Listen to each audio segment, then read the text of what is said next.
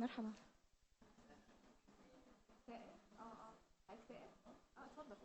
اتفضل هنا.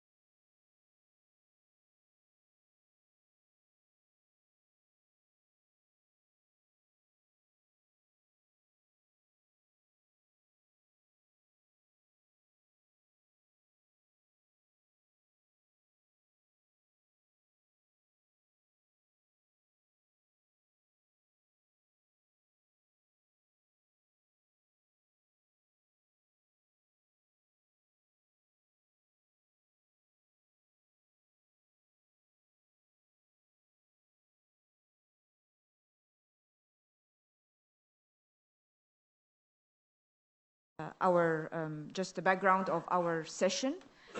We have quite a long line of speakers, and we want to really give the voice to the youth. So sorry for being here on stage. I'm just the moderator, but all our presenters, I guarantee, are youth.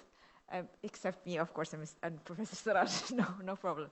But I mean, this is a very important platform to hear and learn about what kind of challenges, what kind of opportunities do youth face in terms of land governance and in terms of the opportunities that are available for them to acquire whether land for development, and also if they are working in land issues.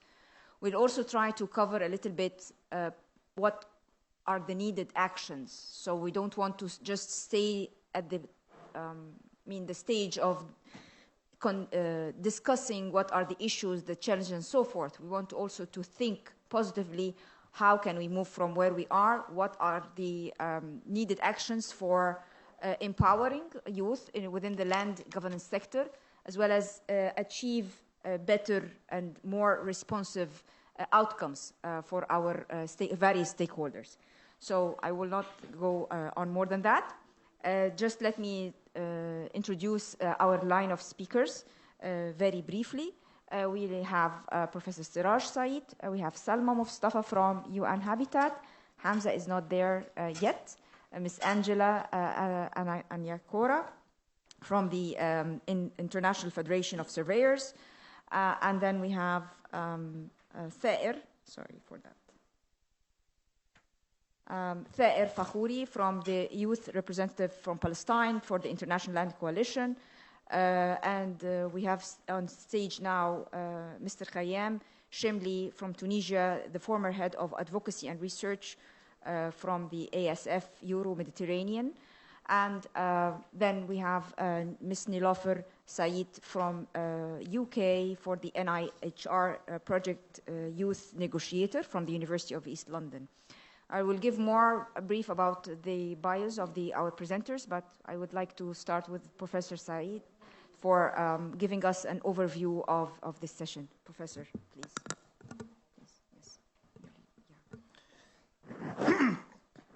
Thank you very much, Professor Heba. It's indeed a privilege to be in an important session over here, which is moderated by you.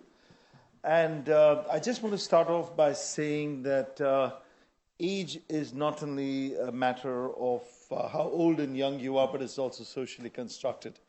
We normally think of youth as just a transition period, but really we also talk about age-sensitive approaches, so it applies to all generations.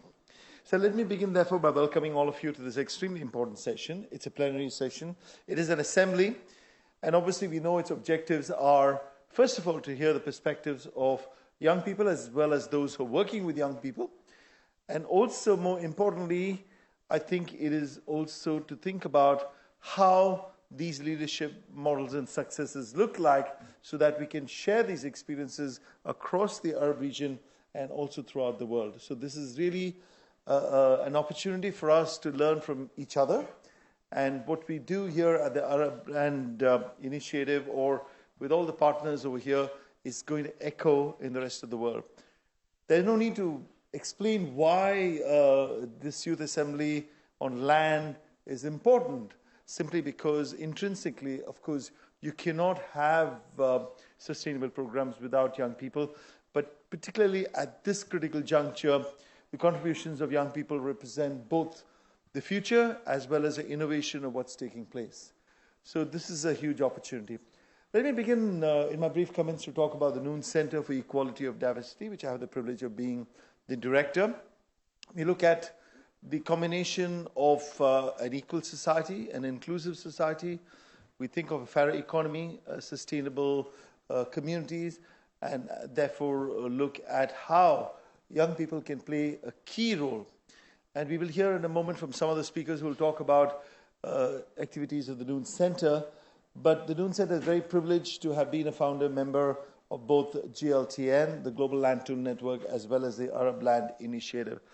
And our primary concern has been in developing those kind of land tools that are age responsive, where at all stages and at all levels, young people are actually involved.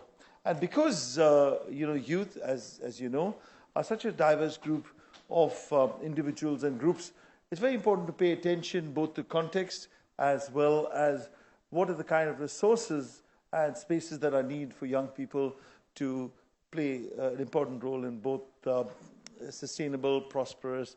And if you think of land itself, we refer to the continuum of land rights. It really refers to different ways in which young people are able to access land, are able to use land, and are able to build society together.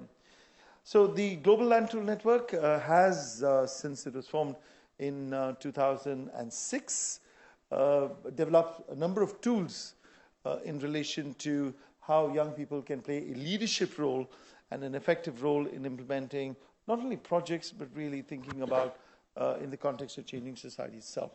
I'll just refer to one of them, which is called the Youth Responsive Criteria, which was launched at the World Bank several years ago. And this is a kind of a tool or a checklist in saying that young people are meaningfully able to address the key issues and are involved in all levels of decision making. So therefore, today we listen both in the first session to what people think are the issues and some examples, and secondly, and more importantly, what are the youth leadership models that have succeeded and we need to pilot further. So thank you very much for everybody for turning up for this very important session, and I look forward to learning from what is being expressed over here as well as your own participation. And I'm sure that we will go back, not only taking all the enormous span of ideas that we've had from this workshop, but also the voices of young people that come across. Thank you very much.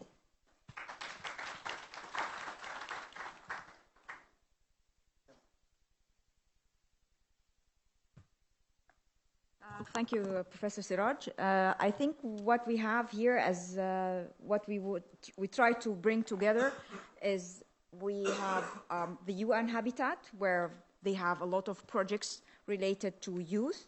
And then we have also the International Federation of Surveyors, we have, and in each organization, we're focusing really on youth. So we have also the youth representatives from the ILC, the Land Coalition, biodiversity as well, and then we also have the ASF, the Euro-Mediterranean from Tunisia. So we wanted to bring the voices from various organizations, whether they are working in certain sectors or across various sectors, and in different Arab countries as well.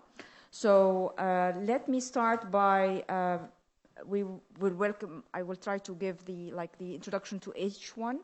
What we've structured our discussion is that each speaker will have 3 to 4 minutes, not more than that, to give us a little bit of the background of the opportunities and the challenges that they were trying to address in terms of youth and land governance. And then we will have another round of interventions from our speakers related to more what would be the actions that are needed. So, and then we of course will open the discussion for all our attendees if they want to pose questions or to have comments. We really want to have a dialogue in this session rather than just interventions from our side. So let me start by Ms. Salma Mustafa. Ms. Salma Mustafa is the Program Officer at UN Habitat Regional Office for Arab States and the regional focal point for human rights and social inclusion.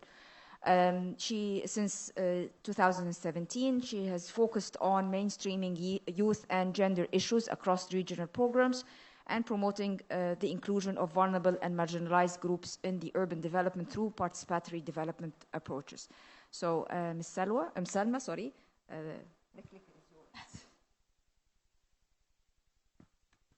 Thank you so much. Thank you so much for that introduction and for having me in the session. I'll just start my intervention by briefly giving a quick brief about the context in the Arab region with a focus on youth. So the Arab region has a predominantly young population where 50% are under the age of 25 and 25% are between the ages of 15 and 29. And this demographic comes with huge opportunities but also poses critical challenges. Many young women and men in the Arab region lack access to essential services, quality education, and employment opportunities, where the Arab region has the highest and the fastest growing rate of unemployment, reaching almost 26% in 2021.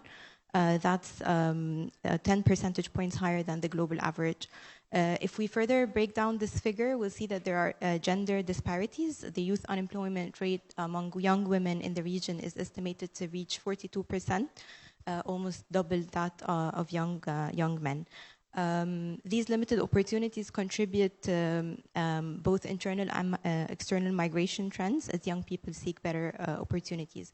So we have 60% of rural to urban migration in the region are youth under the age of 30. Beyond the search for economic opportunities, also conflict and instability exacerbate displacement trends, with 37% of the MENA youth living in fragile and conflict-affected states. In addition to these challenges, youth in the Arab region also experience limited public participation and a lot of restrictions when it comes to access to decision-making and policy-making, with the land sector not being an exception to that. And the reason we're highlighting and framing these figures is because urbanization, migration, and displacement trends and also the access to livelihoods all impact youth uses and the needs of land, which are very diverse from one age group to the other and also from one generation to the other. So, for example, the increasing youth mobility and search for economic opportunities require more flexible methods to access land as compared to adult groups, for example. So how at UN Habitat do we try to address these challenges? We adopt a multi-sectoral approach to youth empowerment that aims to ensure that young men and women have access to urban governance, can exercise their rights in cities, and can access livelihood opportunities. The main pillars of our approach can be summarized as this slide. So we work on youth capacity building and trainings. We try to develop the skills of young people so that they can access income-generating opportunities through one-stop youth centers that offer vocational trainings and different skills. youth inclusion in decision making, where we work with local governments to make sure that they integrate the voices of youth in urban governance. And that's mainly done through local youth councils and youth advisory boards. We also work on awareness raising and advocacy to promote the youth rights in different sectors through advocacy campaigns and community engagement initiatives, and knowledge generation and exchange, where we try to produce research and reports around youth issues and collect and use age disaggregated data to inform our programs and to inform policies. So, for example, the tool that Dr. Siraj mentioned on youth and land aimed to fill in the gap in the knowledge and research around youth and land issues, and was produced. Development and has been working in the field of economic and social development at the Arab Center for 15 years. He's a board member of the International Land Coalition representing the EMENA region.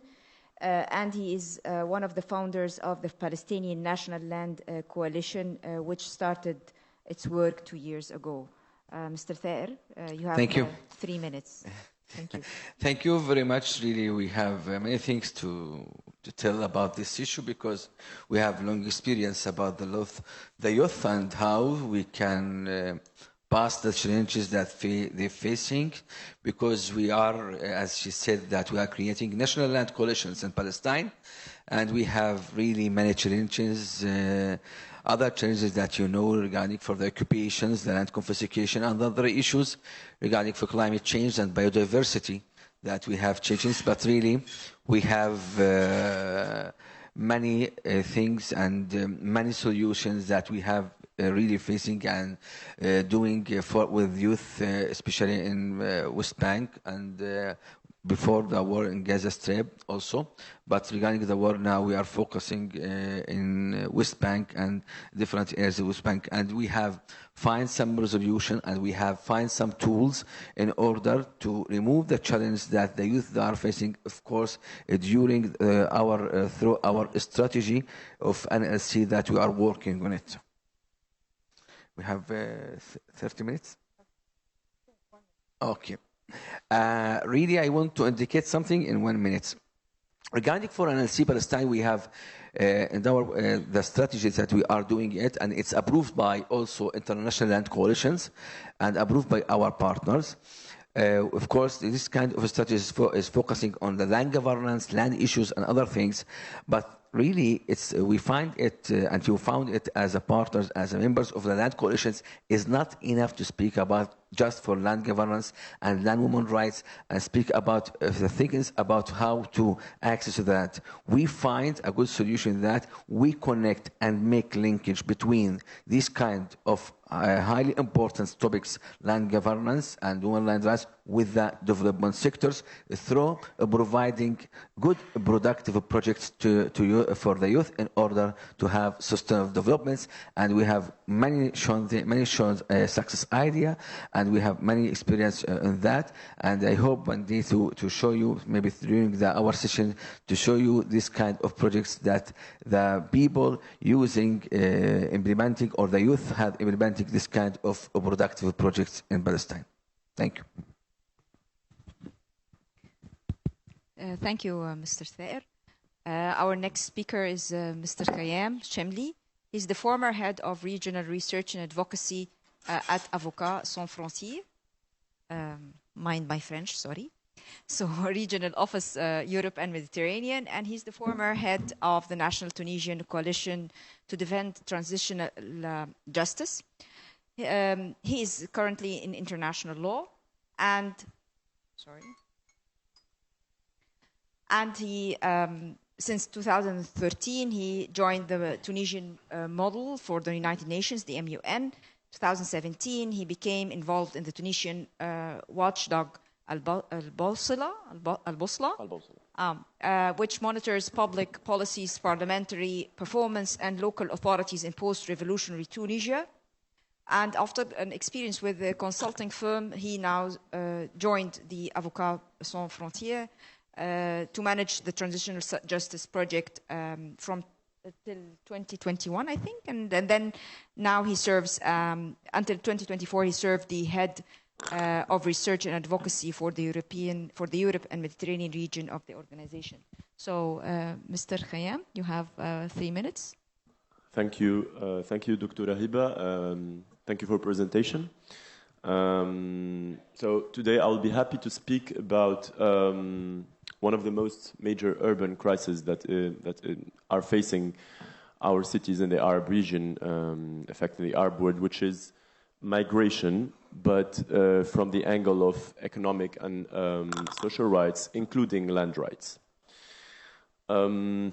Before we dive into more details, I wanted to take us back to 2011, where many things have started to change, at least in the general socio-demographic parameters in our region.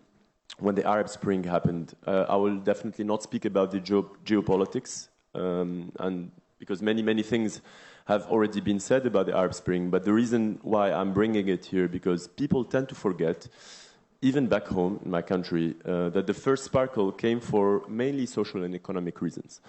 The citizen who self-immolated himself, Mohamed Bouazizi, was a street vendor himself, and he was engulfed in precarity. And when the revolution slogans came, we heard, all of us, labor, freedom and dignity. شغل, حرية وكرامة وطنية.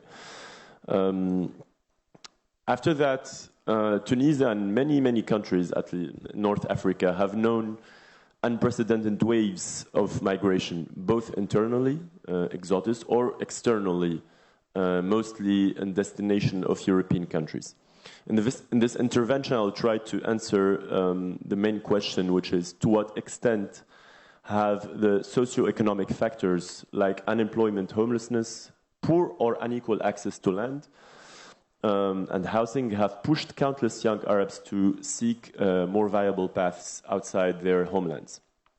So as Dr. Hiba said, I'm currently a student in international law, actually with Professor, I'm taking one of the Professor Sirar Said's class, International Refugee Law.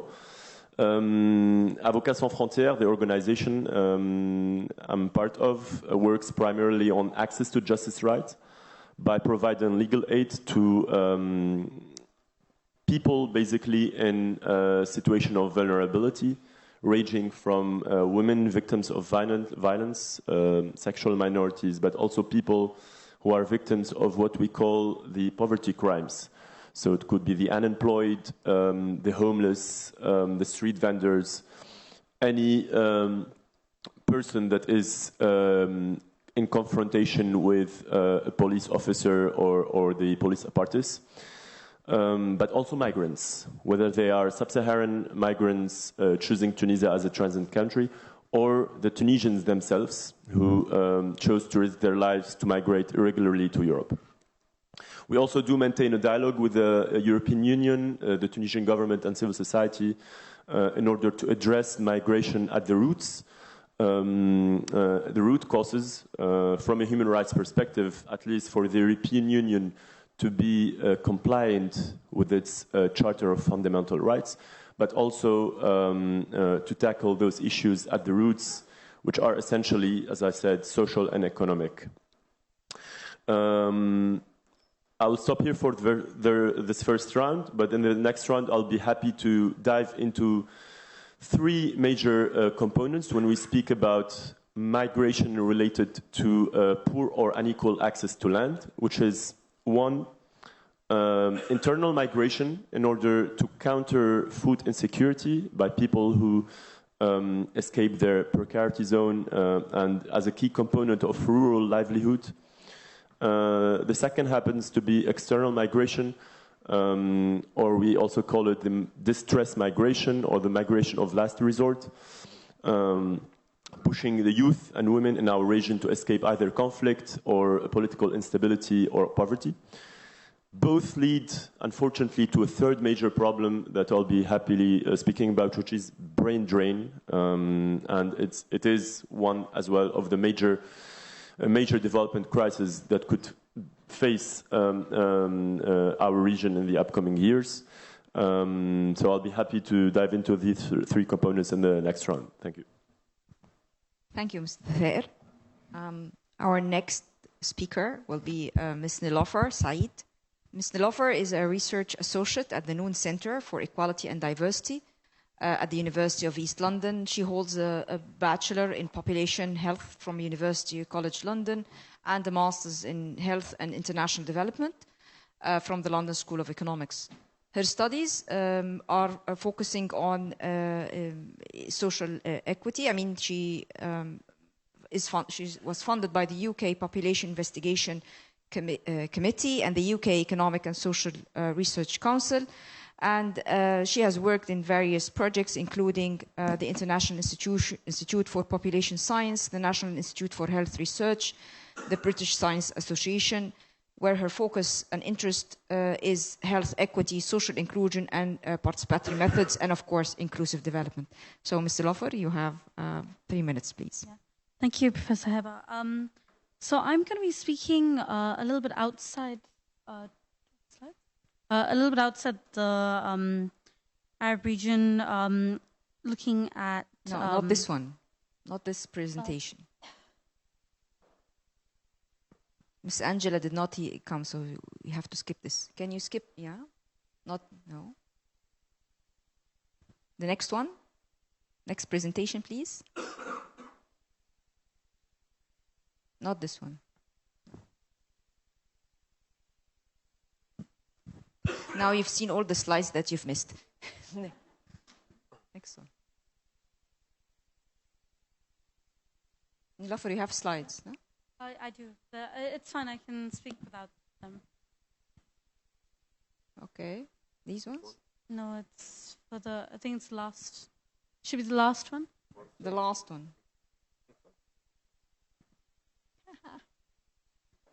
You went through them all. Doesn't the name of the file? Yeah, it should be after this. It's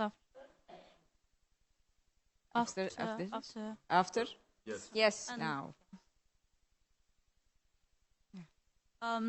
Yeah, sorry for the interruption. So I'll be speaking from using case study of a recent project we held at the Noon Center for Equality and Diversity in the UK.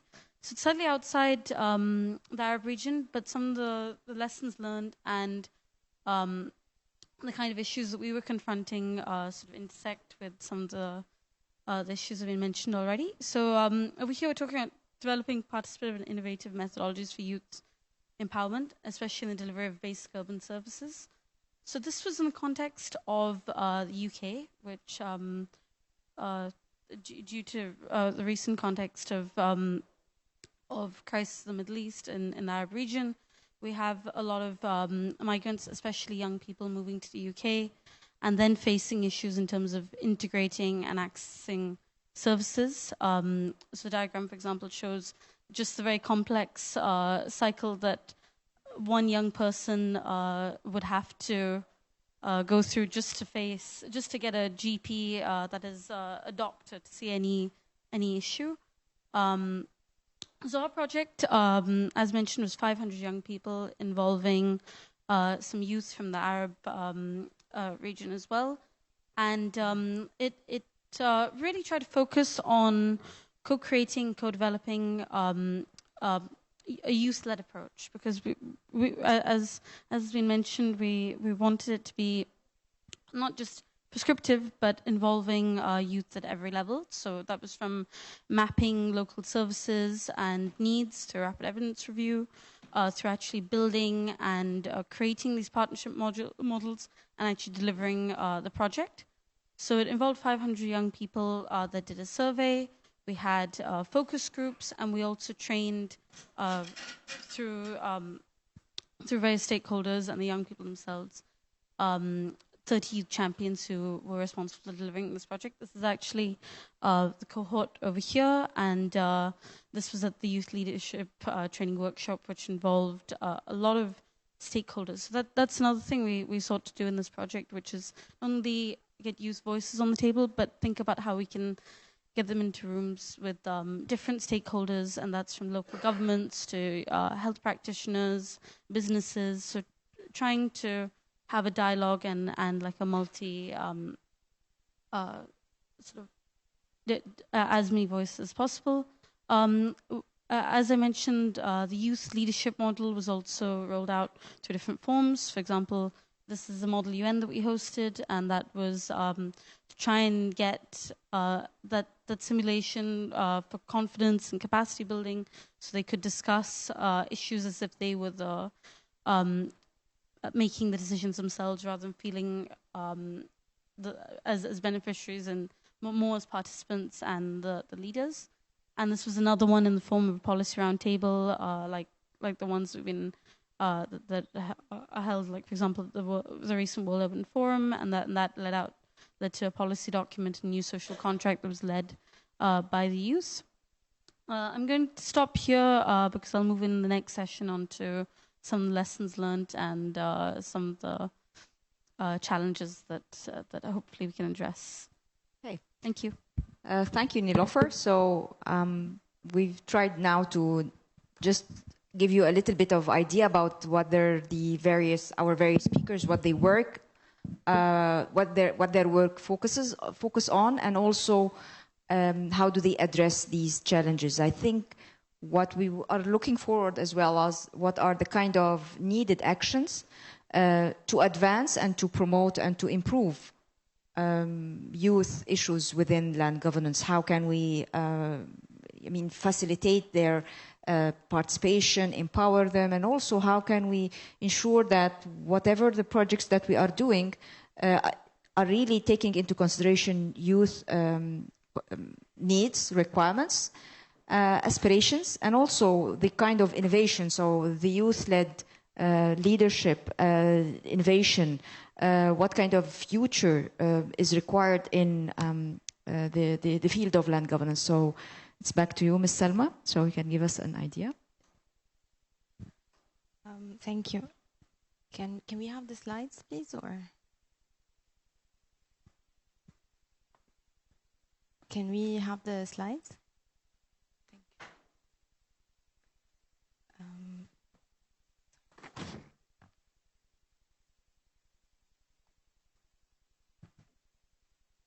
Okay, I can start until the slides come up. من أول الإكزامبل I'll skip 2 slides أو من أول الإكزامبل بعد.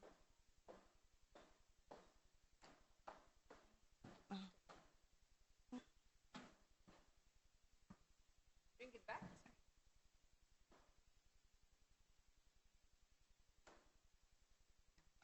Can you bring the presentation back?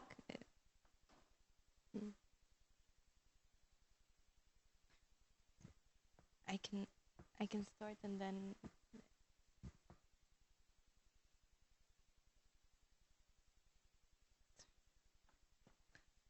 I think it's the one before, right? It's the first one that was displayed.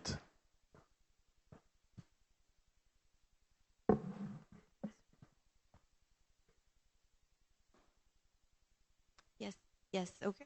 Yeah, I can take it from there. Yes, thank you.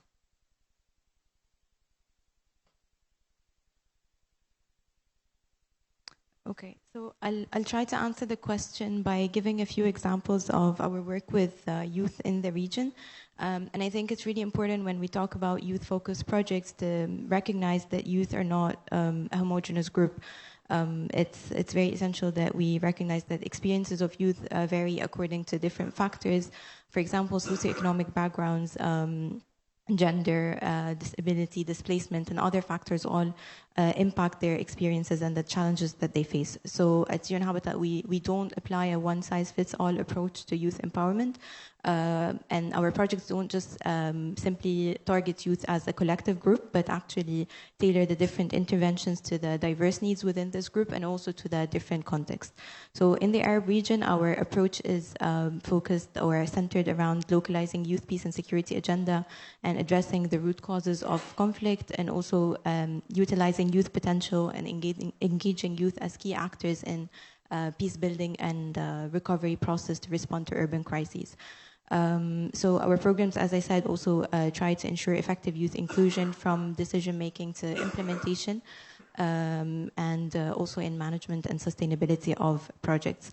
I'll give a few examples of work we do with youth in the region that address different themes, but are also interlinked with land as a fundamental resource that underpins housing, natural resources and economic resources in public spaces. So, for example, in Iraq, under the Japan Village project, we empowered youth to play a central role in the recovery process of their neighborhoods, where youth are trained and receive vocational trainings to rebuild their neighborhoods and their houses, and also contribute to the rebuilding of essential infrastructure services to facilitate return of communities.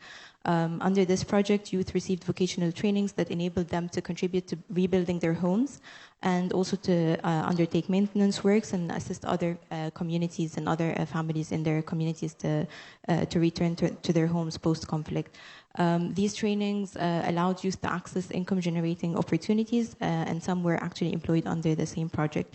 And we think this approach was very useful because it recognizes the role of youth as key actors and leaders in peace building. And it also connects them to demand-driven livelihoods that are linked to the needs of the job market, as well as fosters social cohesion and ownership of youth towards the interventions, and that contributes to their sustainability. Another example from Jordan is a project that empowers youth to come up with innovative solutions to climate-related challenges. And the project Resilient Water Solutions Against Climate Change adopted a youth-focused initiative where we held a competition for youth to come up with innovative solutions to climate change-related challenges in their neighborhoods. And we trained students and teachers on environmental education, big data analysis, and through their research, youth were able to realize the links between climate-related challenges, land degradation, water scarcity, and come up with or propose solutions to these challenges. Also under the same project, we trained youth on permaculture and eco-friendly farming techniques, which enabled youth to grow and sell crops locally, constituting an additional source of income for them, and also while conserving and efficiently using resources. Through this approach, we equip youth with practical skills to address climate change-related challenges, and also build their awareness on the importance of land use planning, the connections between land and resilience, and engage them in building resilience against climate change challenges. If I can give one last example, is a tool that we use to facilitate engaging youth in designing public spaces and help them co-design public spaces in their neighborhoods through a Minecraft tool, which is deployed to engage youth in visualizing their needs of public spaces. And this tool has proven very effective in encouraging youth to participate in urban planning and design through enabling them to express their needs in a visual way, and provides entry points or new ways for youth to influence decision making and decide on what uses of public spaces they want in their cities. And it also helps youth develop different skills such as networking skills, team building, consensus building through the participatory workshops that are held, where youth are encouraged to voice their needs, but also to think of what other uses and needs would other community groups need from this public space, whether depending on gender, age, socioeconomic backgrounds, or others. So they're also encouraged to think of the different uses that would be inclusive to other community groups. So this tool was applied globally and also in the Arab region, in Lebanon, Palestine, Egypt, and other countries. And it has proven very effective in fostering social cohesion among different groups, but also in enhancing a sense of ownership between youth and the interventions, which also contributes to their sustainability. I went a bit over time, so I'll stop here. And yeah, thank you, Dr. Hiba. Thank you, Ms. Salma. I think you've started working on issues related to youth. Of course, there are room for more improvement and for more actions to be taken into consideration, specifically regarding land governance, but UN Habitat has already taken steps into including youth and mainstreaming that in their work. So we move to Mr. Thayer. I think you have a mic there. Yep, it's working. Thank so you. if you can also give us an idea Thank about the you immediate actions. very much. Really, we are the same site that we are doing for integrating youth to the land, and in order to enhance their capability and to be integrated in the society. You have slides? No, I have. I must no problem because I keep it. We, as of course, after we providing them that many sessions of about lobby, advocacy, land governance, women land rights, and youth land rights issue, directly we are integrated into the society and providing them with the tools development, for example, for harvesting and investing their capacities in the lands, and to have more economic empowerment to productive projects for them in order to have generated income and to have sustainable development projects based, of course, in the SDGs that we are using it and banking on it in our work, because since we have trained those people since we can 3 years on the land governance about the issue on women land rights and youth land rights, and after that we have praising them different kinds of programs, projects, in order to connect them to the lands and to access them to the land by using different kind of development projects. At the same time, we have using them those youth, they are participating in different conferences to understand the things and the challenges that they faced in the development programs, like the ecosystem issue and the climate change, and how to combat this kind of climate change in the land, because now we are pushing them the land, they are access to the land, and right now we are executing development productive projects. So understand, they entering many courses regarding for ecosystem, they entering many courses regarding for how to compete in climate change, how to eliminate this kind of climate change that we are facing in our country. So they're starting working in that. In the same time, different of youth after receiving the land governance, they start, for example, also receiving the different kind of courses in different institutes and research centers on how to connect, for example, the land governance issue based on our strategy in NLC with the development issue, and they start planting thousands and hundreds of denims and hectares denims in Palestine, and we have different kind of productive projects that focusing on hydroponics and aquaponics for those youth, and really started they have producing and they have generating income for those youth. And in the same time, we render this story to other countries, for example, to Jordan, to Yemen, to other countries, other information, because we believe with networking, because networking is too much important, that we render the idea from our youth in Palestine to other youth in other country, and how, after accessing the land, how to linkage between access to the land and development issue, and how to make this kind of projects sustainable and to sustain as revenues for the youth, because the youth just not want from us to listen about, okay, land governance, okay, about women land rights, okay. No, we continue supporting them with different kind of programs and projects to have productive for them and to have revenues to sustain in their life, and to make sure that they are accessing to the lands and to stop this kind of immigration in our region. And really we have good results, a good impact of that. And it was, of course, all of these things that I'm saying to you is not just an NLC organization like ACAD, Park, PFU, that we are under these coalitions. We have done it in dialogue with the government organization like Ministry of Agriculture, Ministry of Planning, and other organizations. Thank you. Thank you, Mr. Thayer. Mr. Khayyam, if you can also give us, you want your slides?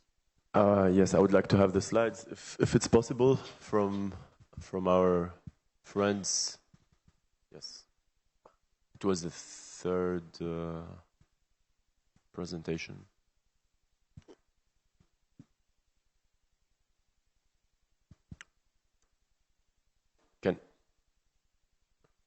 Can you find the PPT, please?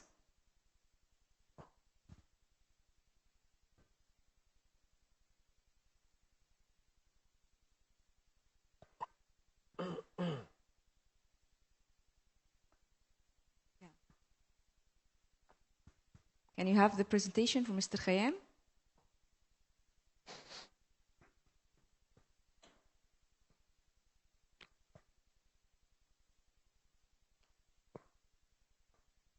Alternatively, it's just because it's containing graphs and figures. That's why it's important. But yes, thank you.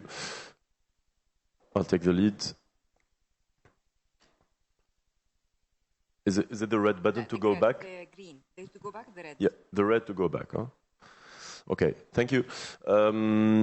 So as where we stopped, I'm also happy that Nilofer spoke briefly about migration as our interventions merge, sort of. So when we said when we speak about migration issues and land, we can think of three main problems, which is internal migration for people who escape precarity and counter food security, which is also due to unequal or poor access to land, or migration from people who flee their countries, escaping political instability, or conflicts or poverty. The first one happens to be a key component of rural livelihood and a way to counter food insecurity. We have the slides here, yes. Yeah, thank you. Oh, yes. Actually, the FAO, the Food and Agriculture Organization, has documented how land access affects youth unemployment and migration patterns in North Africa.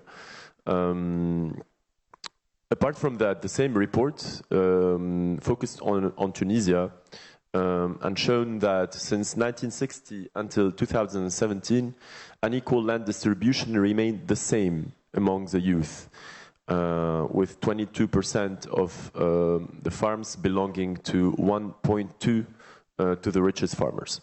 I think these figures also have many similarities in other countries in the region.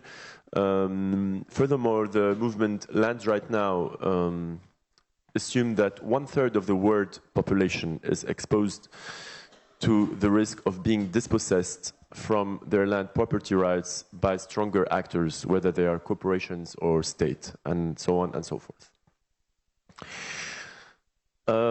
The second major migration pattern that we observe, which is more external, also called distress migration. Here are the figures provided by FT2S on the right table, Forum Tunisien des droits économiques et sociaux, which is like the Tunisian Forum for the Economic and Social Rights, showing the number of Tunisians' arrivals to Italy, which has skyrocketed. It has also skyrocketed since 2011, but here we can see that from 2017 until 2023, the numbers have not only doubled but tripled, from nearly 6,000 to 17,000. On the more broader level, the Arab Barometer provided us important statistics regarding the migration desires among the youth in the Arab region. And unfortunately, and not surprised as well as Tunisia is ranking first, with nearly half of its youth expressing desires to migrate. 46% followed, and this 46% has also doubled. It was 22% in 2011. Followed by Jordan, also nearly the half of the youth, 42%, followed by Lebanon and Morocco, and so on and so forth. The Arab Barometer delved into the motives behind these migration desires and found that economic dissatisfaction was a major driver behind immigration within this population of youth in the MENA region. Jordan ranking first, 90%.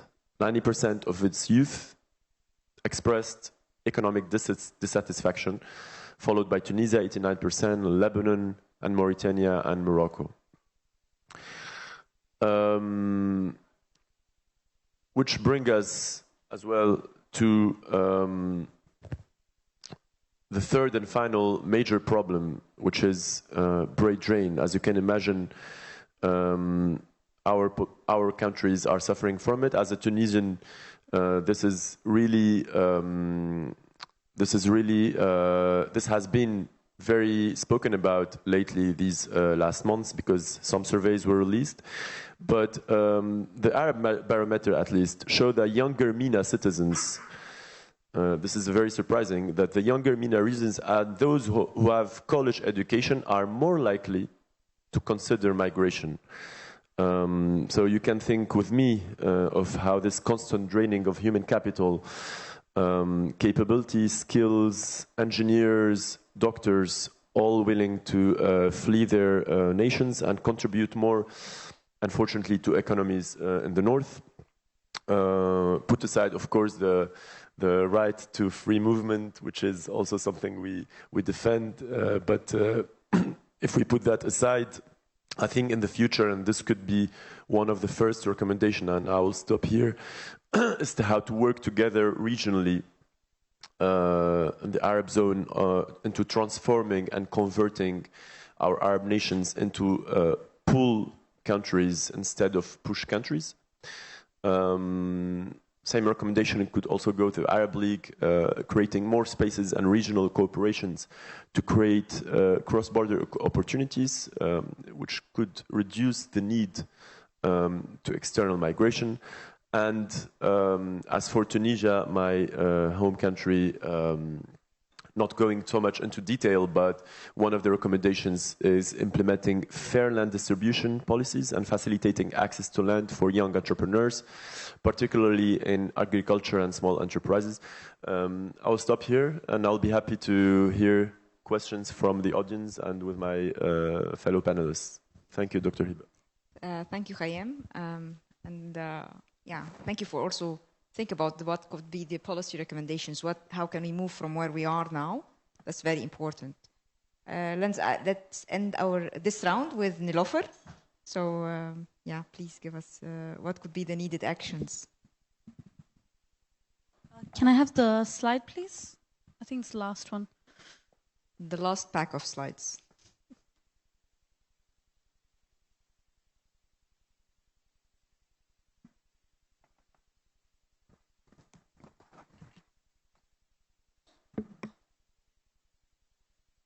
Yes.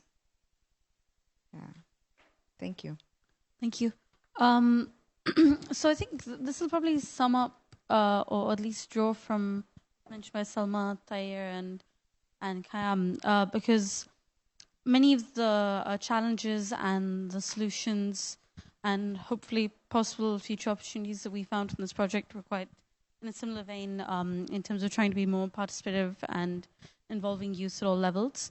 So I've got 5 points over here. One of the issues we found is that to get young people fully involved, especially when you're talking about a group of 16 to 25-year-olds, as we were looking at, it's really important on building sustained community partnerships and really about thinking about capacity building and how you're going to involve them and train them and how they can be involved.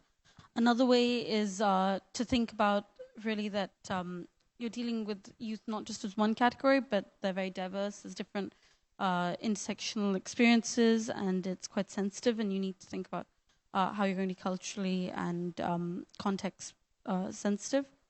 Also thinking about youth as leaders, as we mentioned.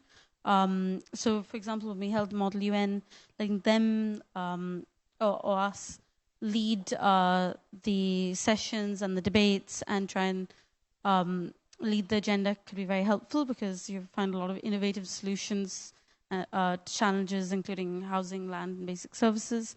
And in fact, it's very interesting having other stakeholders in the room, like MPs, local governments, who actually were quite happy to hear from our youth leaders.